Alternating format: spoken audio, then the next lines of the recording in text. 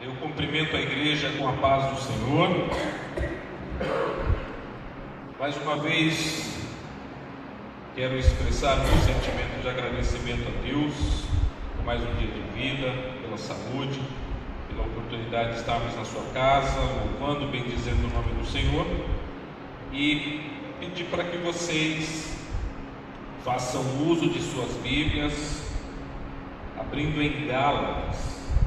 Nós estamos na última mensagem da série, Gálatas capítulo 6, e eu apenas peço para que vocês leiam comigo a partir do versículo 5 e versículo 25. Então, Gálatas 5, a partir do versículo 25. Graças a Deus. Enquanto os irmãos procuram a passagem, eu quero... algumas pessoas me mandaram mensagens, algumas pessoas do Canadá e algumas pessoas do Brasil, e queremos então aproveitar para cumprimentar os irmãos e irmãs que estão aonde estiverem ouvindo a mensagem da Palavra de Deus através da transmissão da internet, e aproveitar para fazer um convite aos que estão aqui perto para que venham cultuar conosco. Se você é da cidade de Hamilton, está aqui perto, o convite está feito para que você venha cultuar conosco, você que está ao alcance dessa transmissão na internet. E naturalmente pedindo também para que os irmãos compartilhem essas mensagens dos nossos cultos de português e inglês, para que elas possam alcançar outras pessoas.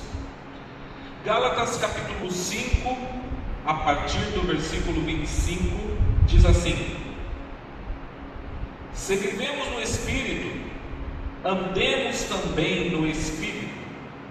Não nos tornemos convencidos, irritando uns aos outros, invejando-nos uns aos outros.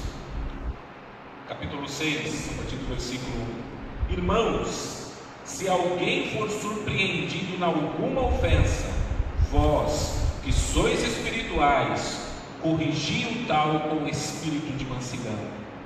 Mas olha por ti mesmo, para que não sejas também tentado. Levai as cargas uns dos outros, assim cumprireis a lei de Cristo. Se alguém pensa ser alguma coisa, não sendo nada, engana-se a si mesmo. Mas prove cada um a sua própria obra. Então terá motivo de glória só em si mesmo, e não em outrem, pois cada qual levará o seu próprio fardo.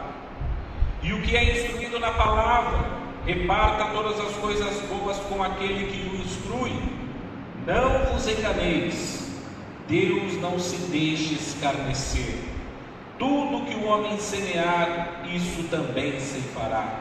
O que semeia na sua carne, da carne ceifará corrupção. O que semeia no Espírito, do Espírito ceifará a vida eterna. E não nos cansemos de fazer o bem, pois a seu tempo ceifaremos, se não houvermos desfalecido. Então, enquanto temos oportunidade, façamos o bem a todos, mas principalmente aos da família da fé. Até esse versículo, graças a Deus. O título dessa mensagem é: e não nos cansemos de fazer o bem, extraída do versículo número 9. E não nos cansemos de fazer o bem. O apóstolo Paulo está concluindo a sua carta enviada aos Gálatas, e a partir do versículo 25 do capítulo 5 ele diz: se vivemos no Espírito, andemos também no Espírito. O apóstolo Paulo chama a atenção daquelas pessoas para dizer o seguinte: se nós dizemos que temos o Espírito, ou seja, que nós nascemos de novo, fomos regenerados, passamos a ter um novo coração experimentamos um novo nascimento, ou seja, passamos a viver agora no Espírito. Se nós passamos por essa transformação interior precisa ser demonstrada no exterior. Toda e qualquer alteração, mudança, melhora no nosso interior, ela irá trazer também sinais de mudança e melhora no nosso exterior. O que ele quer dizer com isso? O nosso novo nascimento, o nosso viver em Cristo deve vir acompanhado de mudança. A mudança interior deve ser externada no nosso exterior. Mas existe algo a ser refletido aqui. O fato de nós termos nascido de novo não nos leva automaticamente a produzir, a ter os efeitos que o apóstolo Paulo espera que os seus ouvintes tenham. O que ele quer dizer? Um exemplo: toda criança que nasce com saúde, ela tem a habilidade de andar. A criança, os pais vão incentivar aquela criança para que aquela criança ande. Mas se os pais não colocarem aquela criança, não desafiarem aquela criança não anda. Ou se o pai demorar a desafiar a sua criança para andar, ela pode demorar mais tempo para andar do que a média das outras crianças. Então o que ele quer dizer? Essa habilidade, esse Espírito de Deus que habita em nós, nos concede uma habilidade, mas essa habilidade precisa ser treinada, precisa ser exercitada, para que nós possamos então produzir frutos. A própria carta do apóstolo Paulo é um exercício de reflexão para que aquelas pessoas passem a analisar as suas vidas, os seus comportamentos, para que elas venham produzir uma vida melhor, um exemplo de vida cada vez melhor. Agora, meus amados irmãos,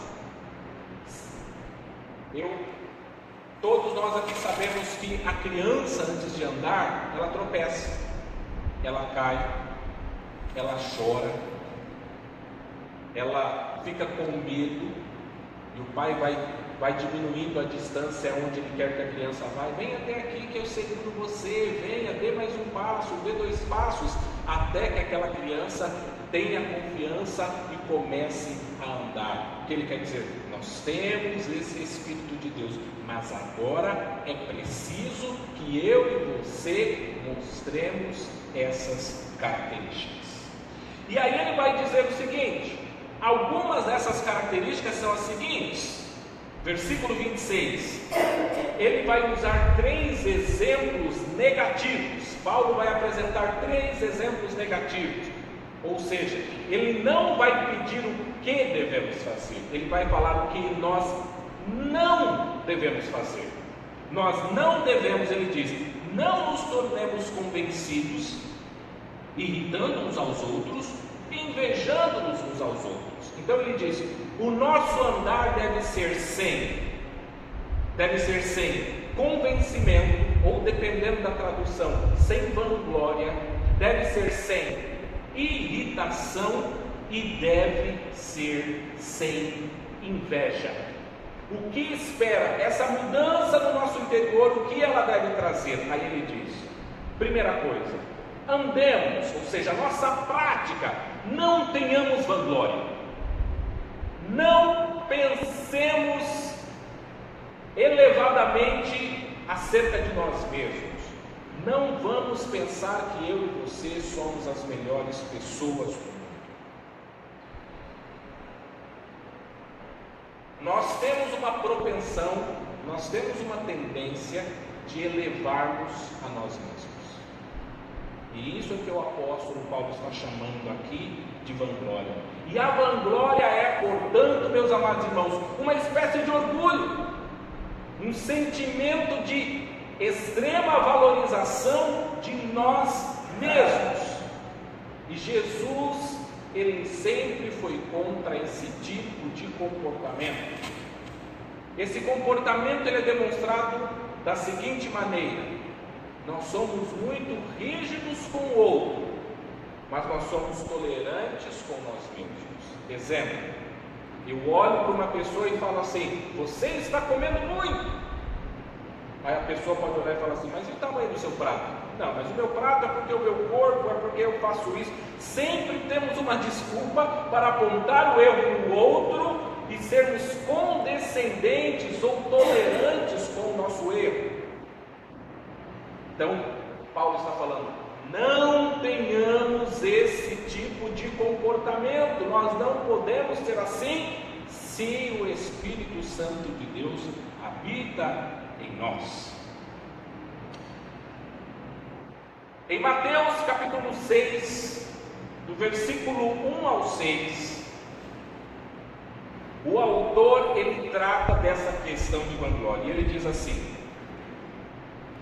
tenham cuidado de não praticar as suas obras de justiça diante dos outros para serem vistos por eles.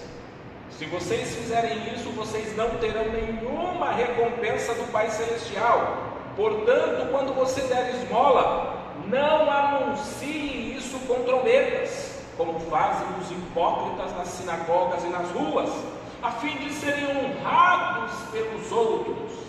Eu lhes garanto que eles já receberam a sua plena recompensa. Mas quando você der esmola, que a sua mão esquerda não saiba o que está fazendo a direita, de forma que você preste a sua ajuda em segredo. O autor está tratando de uma espécie de vanglória. Ele diz: quando você for ajudar alguém, não ajude com a intenção de ser visto, porque você quer se mostrar para as pessoas como uma pessoa bondosa, como uma pessoa caridosa. Ao agir assim, você está buscando vanglória. Você está querendo se colocar acima das demais pessoas, está querendo que as pessoas pensem de você muito mais daquilo que você é. Não hajamos assim, não tenhamos esse tipo de comportamento. Ele disse: quando você for orar, também não faça como os hipócritas fazem.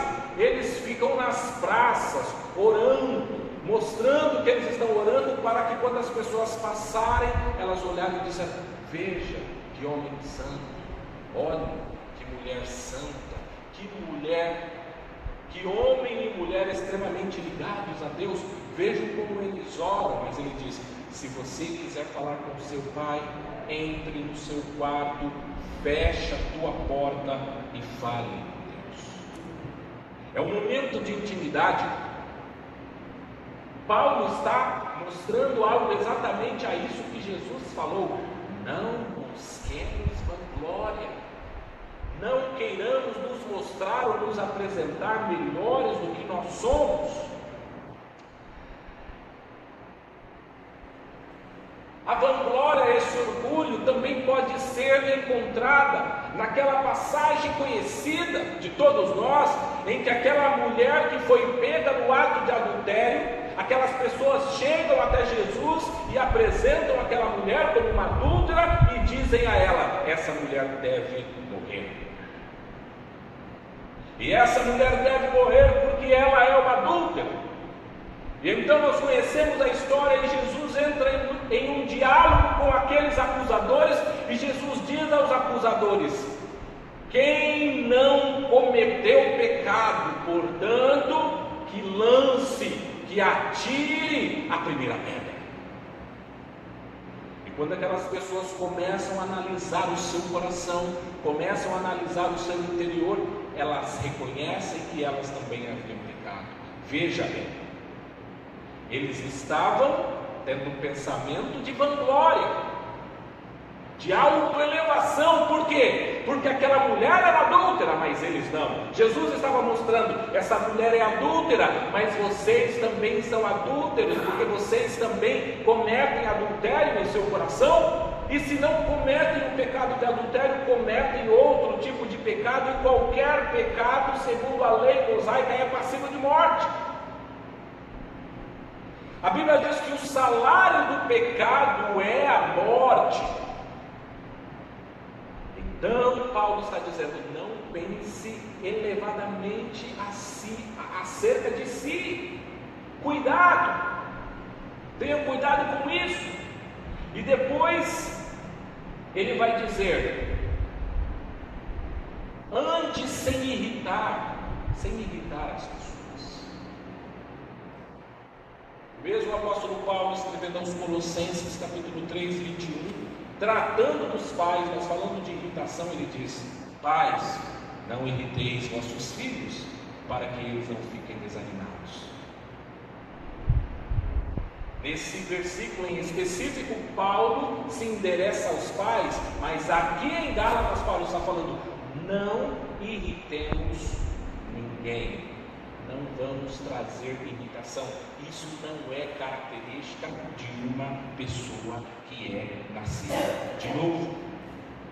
E o terceiro ponto que Paulo pede para que nós não tenhamos é: não tenhamos inveja, andemos sem inveja. O que é inveja, meus amados irmãos?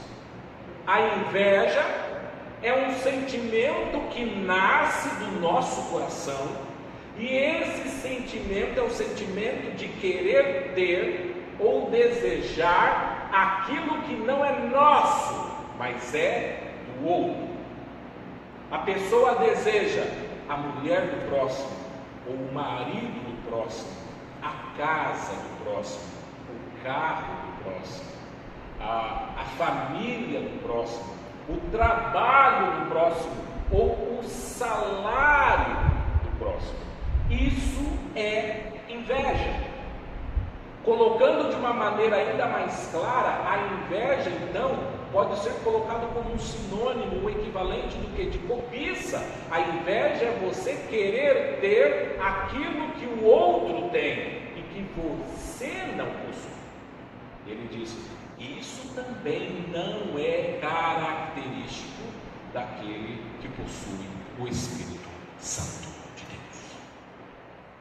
Isso não é característica de uma pessoa nascida de novo. Não tenhamos inveja. A inveja ou a cobiça, ela já havia sido apresentada nos 10 mandamentos. Quando nós olhamos no capítulo 20 de Êxodo, que está tratando dos 10 mandamentos, nós lemos em Êxodo 20, capítulo 17, que assim diz: não cobiçarás a casa do teu próximo, não cobiçarás a mulher do teu próximo, nem seus servos ou servas, nem seu boi ou jumento, nem coisa alguma que lhe pertence. Segundo Jó, capítulo 5, versículo 2, no final do versículo, Jó diz o seguinte: a inveja destrói o tolo. A inveja destrói o tolo. Porque a inveja, dentre algumas características, a inveja tira o foco do seu trabalho, das suas aspirações, dos seus sonhos, para você ficar olhando e vendo o que a outra pessoa tem. Em vez de você focar nas suas habilidades, nos dons que Deus te deu, a pessoa tira o foco de si e começa a olhar para o outro, para outra pessoa. E o próprio apóstolo Paulo, ele diz: quem tem o Espírito não tem o sentimento de inveja, pelo seguinte, meus amados irmãos: o Espírito Santo de Deus nos é suficiente. O apóstolo Paulo, quando ele escreveu Quando ele escreveu aos Filipenses, no capítulo 4, quando ele fala, posso todas as coisas naquele que me fortalece, ele diz, eu sei estar abatido, eu sei ter dinheiro, mas eu sei também não ter dinheiro, eu sei comer bem, eu sei também passar fome, em todas as coisas eu estou treinado. Por quê? Porque eu posso todas as coisas através daquele que me fortalece. É o Espírito Santo de Deus quem nos completa. É a graça de Deus que também, falando o apóstolo Paulo, disse a ele num momento de grande problema, a minha graça te basta. A graça de Deus, meus amados irmãos, nos basta. A graça de Deus nos é suficiente. A graça de Deus nos é suficiente. Então ele diz, não tenhais vanglória, não irritem uns aos outros e nem tenham inveja um dos outros. Esse não é um comportamento de uma pessoa nascida de novo.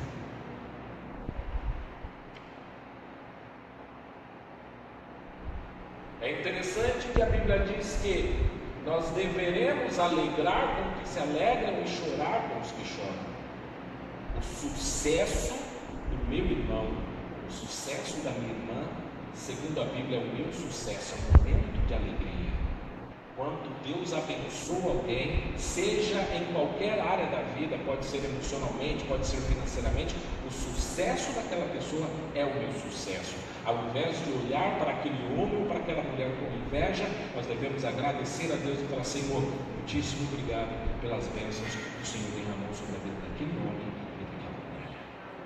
É esse o nosso sentimento. Mas Paulo ele diz ainda, em Efésios capítulo 6, versículo 1, irmãos, se alguém for surpreendido em alguma ofensa, dependendo da tradução diz, se alguém for surpreendido em alguma falta ou em algum pecado, vós que sois espirituais, corrigi o tal com o espírito de mistério.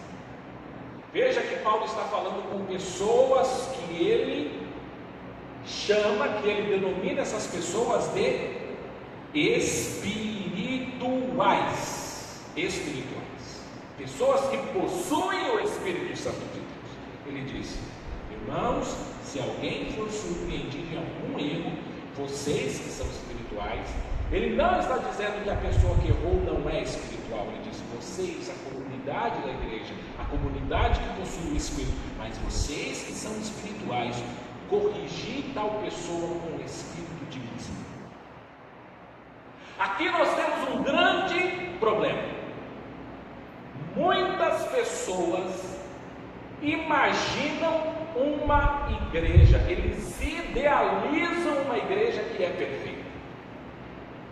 Eu conheci pessoas assim no pastorado, em pastorado de amigos, e não é raro alguém falar assim, eu não vou a tal igreja, ou eu não participo de igreja, porque aconteceu isso e isso comigo. Eu fui em determinada igreja e uma mulher me disse isso e aquilo. Ou então eu fui em outra igreja e um homem me disse isso e aquilo, e eu não gostei, e eu fiquei triste, e é por esse motivo que eu não retorno mais àquela igreja. Qual é o erro da pessoa? A pessoa idealiza a igreja como um lugar de extrema perfeição, onde as pessoas não erram, onde as pessoas não possuem defeitos.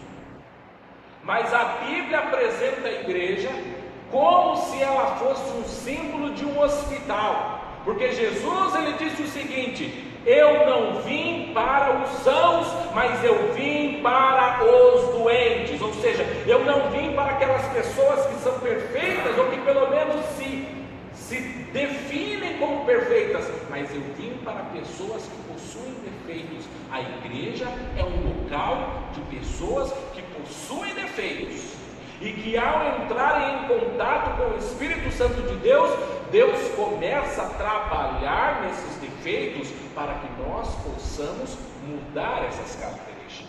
Mas veja bem, quando nós chegamos no hospital, nós temos vários tipos de doenças. Existem alas de pessoas que estão com doenças que não são sérias. Podem ser pequenas queimaduras, podem ser pequenos cortes, elas estão recebendo um tratamento, mas não é algo sério.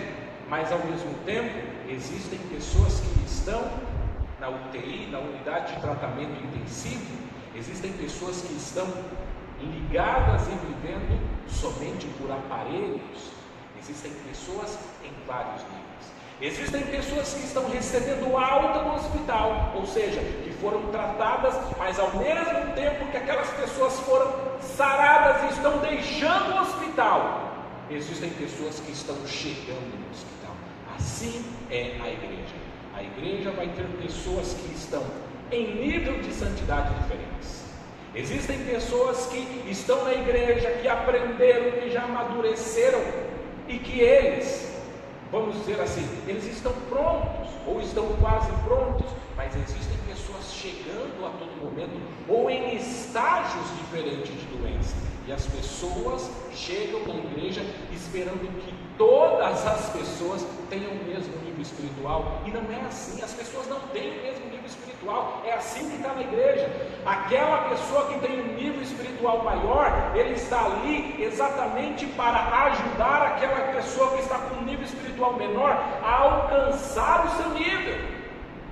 Então, meus amados irmãos, é natural que na igreja nós às vezes nos deparemos com alguns problemas ou com algumas situações, mas veja bem, Deus, Ele nos criou para que nós vivêssemos em comunidade. Deus nos fez para que nós vivamos em comunidade. E a nossa sociedade individualista está cada vez mais destruindo as nossas reuniões. O que eu quero dizer com isso? Veja bem, a Bíblia diz que Deus, Ele é de uma maneira misteriosa apresentada na Trindade, ou seja, Deus Pai, Deus Filho e Deus Espírito Santo. É uma comunidade, existe relacionamento. E se Deus nos criou a sua imagem, a sua semelhança, Deus nos criou com um anseio para conversarmos, para dialogarmos, para vivermos uns com os outros. Mas cada vez mais a sociedade e a nossa cultura nos coloca para vivermos de maneira individualizada. E as pessoas começam a experimentar problemas. Existe um dado extremamente interessante. Com o advento, com o surgimento das mídias sociais, da internet, quase todas as pessoas possuem um perfil no Facebook ou em outras redes sociais em que as pessoas querem conversar e querem falar, e cada vez mais cresce isso. Ainda que de uma maneira distorcida, as mídias sociais, elas são uma prova para dizer, as pessoas foram feitas para conversarem umas com as outras, para se relacionarem umas com as outras, para comerem umas com as outras, para saírem umas com as outras. Isso é viver em comunidade. Deus espera e quer que nós vivamos em comunidade. Mas, ao vivermos em comunidade, teremos problema. Quem faz parte de alguma família aqui, levante a mão. Todo mundo levantou, todo mundo faz parte de uma família. Sua família pode ser maior, menor, ou enfim, mas todo mundo faz parte de uma família. Agora, uma vez que todos levantaram a mão, a minha pergunta é: a sua família é perfeita? Não possui nenhum erro ou defeito? Quem possui alguma família perfeita, levante a mão. Ninguém. Agora, se o teu filho não é perfeito, ou se a tua mãe não é perfeita, se a tua filha não é perfeita, ou o teu pai não é perfeito, o teu sobrinho, seja lá qual for as pessoas, mas ainda assim, quando nós temos um problema com essas pessoas, o que nós vamos fazer? Nós vamos dialogar, nós vamos conversar, no sentido de resolver o problema. Por que é que na nossa família a gente tende a resolver o problema? Se você tem uma discussão com a sua mulher, com com o seu marido, com o seu pai, com a sua mãe, com o seu filho, você não quer simplesmente matá-lo, jogá-lo, sair por aí. Você fala, deixa eu conversar, eu quero resolver o problema, vamos fazer as pazes. E na maioria das vezes, as pessoas buscam a reconciliação por um motivo, meus amados irmãos. Sabe qual é o motivo? Amor. Você ama o teu filho, a tua filha, ou a filha ama o pai ou a mãe, e por mais que naquele momento você esteja chateado com o que aconteceu, você fala, mas é o meu filho, mas é a minha filha, mas é o meu pai, mas é a minha mãe, é a minha família, pessoas a quem eu amo. Aí ele diz, mas espera, com a igreja deve ser a mesma coisa. Não descarte aquela pessoa que errou ou que cometeu uma falta com você por qualquer coisa. Você só descarta aquela pessoa exatamente porque nos falta amor. A mesma postura que nós temos para com a nossa família de sangue, ele diz, nós devemos ter também para com a nossa família espiritual. Então ele diz, se você pegar alguém, ele está falando do contexto da igreja, e essa pessoa cometer um erro, vocês que são espirituais, corrijam a pessoa com mansidão. Com mansidão.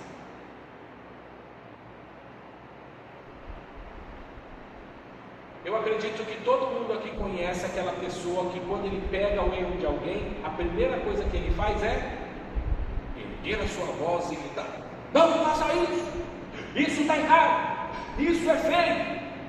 E às vezes isso até cabe, mas na igreja, na maioria dos casos, que ele diz, vá corrigir a pessoa com espírito de mansidão, não erga a sua voz.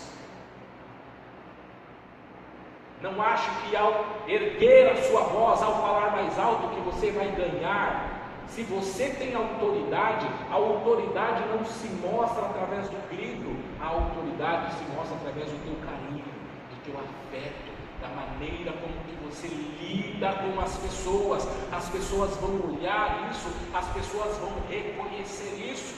Voltemos mais uma vez ao exemplo que eu disse de Jesus com a mulher pega em adultério. Jesus sabia que aquela mulher havia errado, mas como foi que Jesus falou com ela? Jesus chegou para ela e disse, sua prostituta, sua adúltera, por que é que você fez isso? Onde?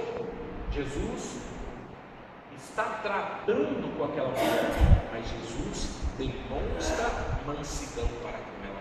Quando todos os acusadores vão embora, Jesus então, somente Jesus e aquela mulher. Veja, Jesus não dirige uma palavra para aquela mulher na presença dos outros acusadores. Quando todos vão embora e está somente Jesus e ela, é que Jesus vai conversar com ela. E Jesus vai dizer o seguinte, onde estão os teus acusadores, mulher? Fala, eles não estão aqui, eles foram embora. Jesus olha para ele e fala assim, eu também não te acuso, mas, porém, entretanto ele disse, vá, mansidão, tranquilidade para tratar com aquela pessoa. O propósito nosso quando encontrarmos com alguém em um erro, meus amados irmãos, é a restauração. E para que a restauração daquela pessoa que errou aconteça, é preciso que nós primeiro tratemos com mansidão. Se você chegar com uma postura rude, levantando a sua voz, por que você fez isso? Por que você não fez aquilo? Isso não se faz, isso, aquilo, sai daqui. Você está minando o seu propósito, você não está restaurando, você está só punindo. É lógico que todo pecado, todo erro possui consequências, mas ele diz, deixe as pessoas lidarem com suas consequências, mas para elas aguentarem essas consequências, elas precisam se sentir amadas, queridas. Elas precisam se sentir que as pessoas as amam para ela falar: realmente eu errei, eu vou melhorar, vou procurar não cometer mais um erro nessa área. Trate as pessoas com mansidão e diz: toda pessoa que tem o Espírito, ela deve agir assim. Aí você pode pensar: mas Wellington, eu nem sempre ajo assim, eu procuro agir assim, mas existem momentos em que o sangue me sobe, e eu fico nervoso, e eu explodo. Ele diz: mas espera aí, todos nós estamos aqui para aprender. Se você sabe que você, em determinados momentos, você parece não se controlar, então Paulo está falando: ore, trabalhe no seu espírito, para que quando você se sentir assim, você fala: Senhor, isso não provém de ti, eu preciso mudar, isso não vai acontecer. É um trabalho de uma criança, é preciso exercitar isso. Aliás, no capítulo 5, Paulo ele tem falado sobre o fruto do Espírito, e ele diz que aquele fruto do Espírito tem várias qualidades, e uma delas ele diz: é o domínio próprio, é o autocontrole, que eu e você devemos aprender a exercitar, todos nós, a nos controlarmos a nós mesmos. E ele diz ainda: mas olha por ti mesmo, para que não sejas também tentado. Ele diz: converse com mansidão com quem errou. Ao pegar alguém errando, você não deve sair da igreja, você não deve brigar ou falar, você deve buscar restaurar aquela pessoa. E depois que você conversou com mansidão com aquela pessoa, você deve fazer o seguinte: olha, cuide, observe, para que você não cometa o mesmo erro que ela cometeu. Ele está querendo dizer: não tenha vanglória. Então, diz: o que é vanglória? Ela errou nessa área, mas eu não erro, porque eu sou superior. Ele cometeu esse erro, mas eu não cometo, porque eu sou superior. Ele diz: não! Quando você pegar alguém no erro, olhe na vida dele e diga: ele errou, Pai, me guarde para que eu também não venha a errar na mesma área que esse irmão, que essa irmã errou. Ele disse: ao ver uma pessoa errando, olhe para a situação daquela pessoa e use aquela situação para você aprender, para você repreender a si mesmo e dizer: Pai, me guarde, ó Deus, para que eu não cometa o erro que tal pessoa cometeu. Não porque eu sou melhor, mais bonito, mais puro ou mais santo, mas exatamente por saber que eu possuo a mesma natureza que aquela pessoa, e se ele errou, eu também posso errar, estou passível de errar. Portanto, Deus, não me deixe errar. Pai, guarde os meus passos para que eu não peque contra ti. Paulo, escrevendo na 1 de Coríntios capítulo 10, ele diz assim: assim, aquele que julga estar firme, ou dependendo da tradução, aquele que julga estar de pé, olhe ou cuide-se para que ele não caia. Se eu e você estamos de pé, a Bíblia diz: ore, cuide, ou seja, observe para que você não caia. Por quê? Porque nós estamos de pé e podemos cair. É exatamente o fato de nós podermos cair que faz com que eu e você sejamos vigilantes. E o apóstolo falou: seja vigilante ao pegar um irmão, ao pegar uma irmã em um erro, olhe para que você não cometa o mesmo erro que ele ou ela cometeu. E depois ele vai dizer, versículo 2: levai as cargas uns dos outros. Levai as cargas uns dos outros.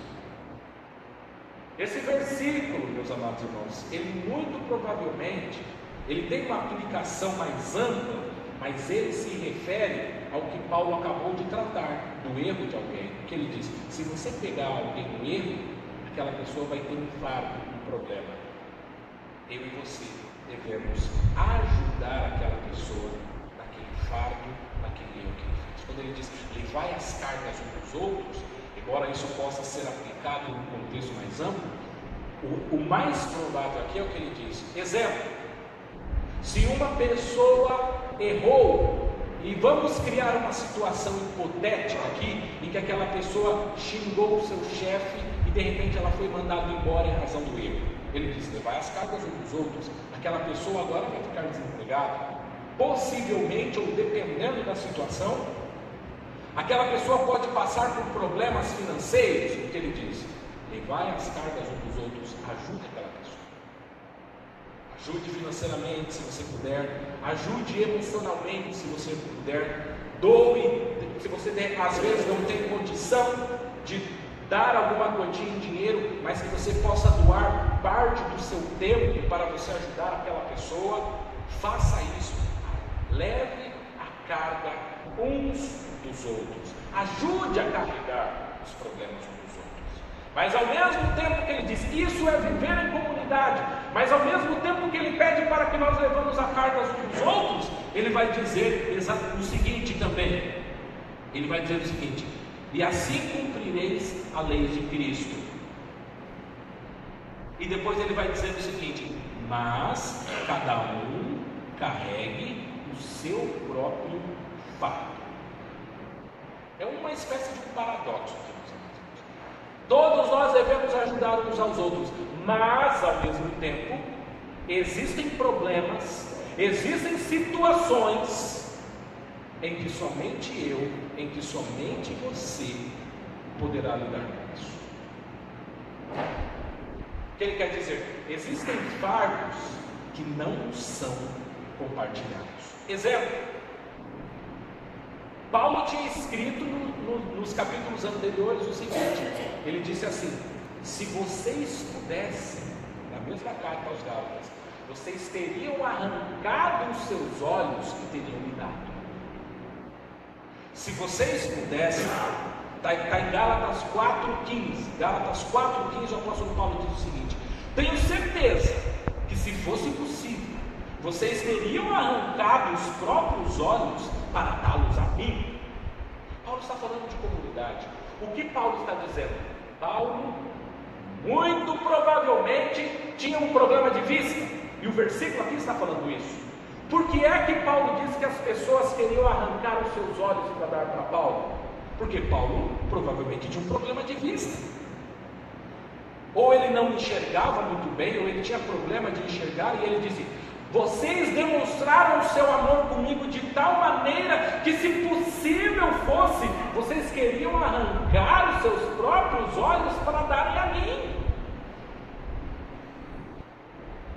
Depois do capítulo 6, Paulo vai dizer: olhe com quão grandes letras eu vos escrevi. Ele escreveu com letra grande porque provavelmente ele tinha um problema de vista, ele não conseguia escrever com letras menores ou pequenas, exatamente em razão do seu problema de vista. Mas ele diz: vocês aprenderam, vocês queriam carregar o meu fardo, vocês queriam me ajudar no meu problema de vista, mas ao mesmo tempo vocês não podiam.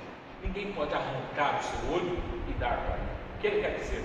Isso é uma carga, esse é um fardo, que por mais que vocês queiram me ajudar, eu vou ter que carregar esse fardo sozinho.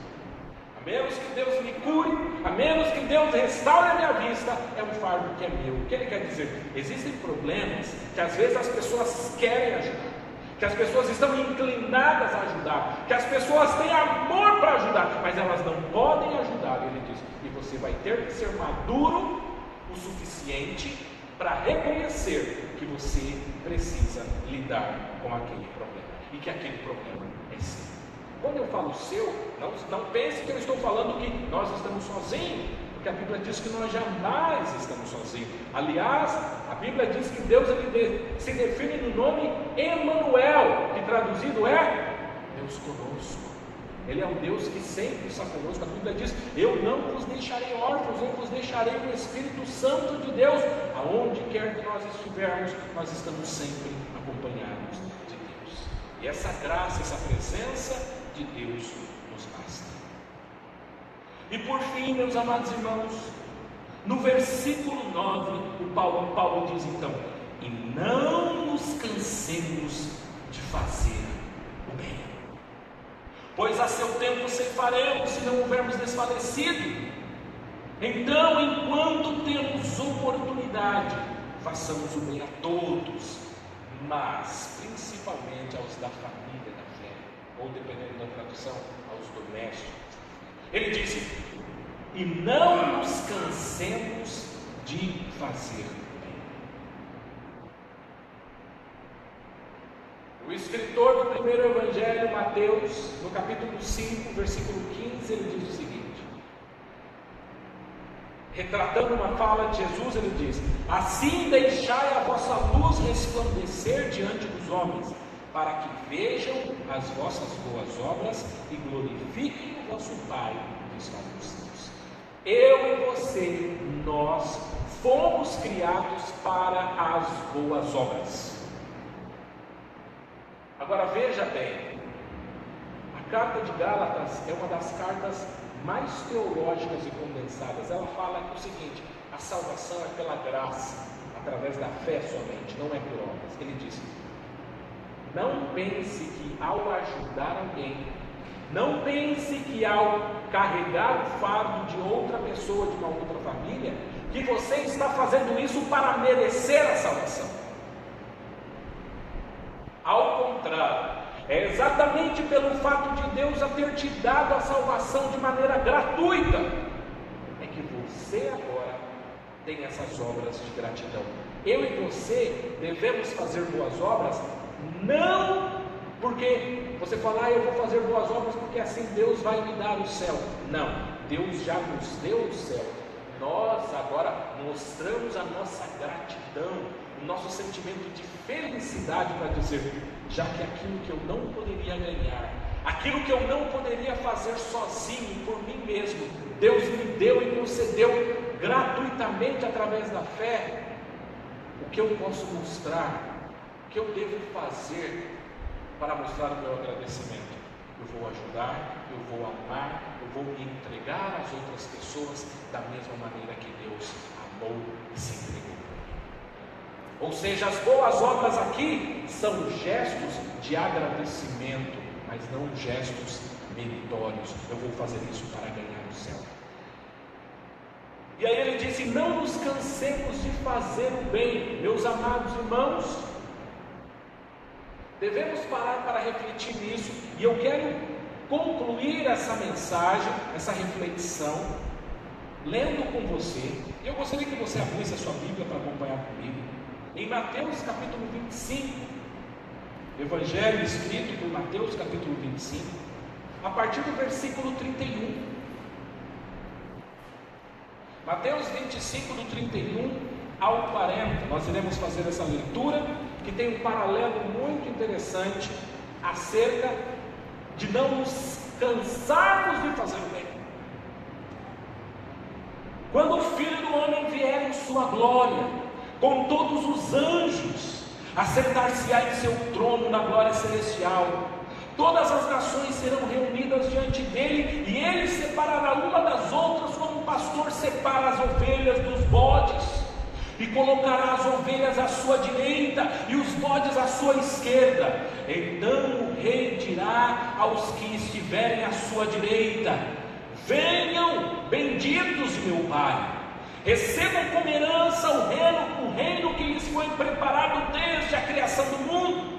Pois eu tive fome e vocês me deram de comer, tive sede e vocês me deram de beber, fui estrangeiro e vocês me acolheram, necessitei de roupas e vocês me vestiram, estive enfermo e vocês cuidaram de mim, estive preso e vocês me visitaram. Então os justos lhe responderão: Senhor, quando te vimos com fome e te demos de comer, ou com sede e te demos de beber? Quando te vimos como estrangeiro e te acolhemos, ou necessitado de roupas e te vestimos? Quando te vimos enfermo ou preso e fomos te visitar? O rei responderá: digo-lhes a verdade, o que vocês fizeram a algum dos meus menores irmãos, a mim o fizeram. Veja bem o que ele diz: aquela pessoa que estava com fome, aquela pessoa que estava com sede, aquela pessoa que estava com frio, aquela pessoa que não tinha um lar, quando você deu de comer, quando você deu de beber, quando você deu uma roupa para aquela pessoa, quando você ajudou, veja bem, você não ajudou apenas aquela pessoa, você ajudou a mim mesmo. Ele diz: você está fazendo para aquela pessoa como se você estivesse fazendo a mim. Não nos cansemos de fazer o bem, meus amados irmãos. Aliás, eu quero apenas aproveitar aqui, eu estou concluindo para dizer, a igreja está com um projeto social maravilhoso. Não nos cansemos de fazer o bem. Olha a oportunidade que Deus está nos concedendo nesse mesmo local, para que eu e você demonstremos amor para com os outros. Não nos cansemos de fazer o bem, lembrando que todas aquelas pessoas que forem ajudadas de alguma maneira, é como se nós estivéssemos ajudando o próprio Jesus Cristo. Curvem as suas cabeças, vamos agradecer a Deus.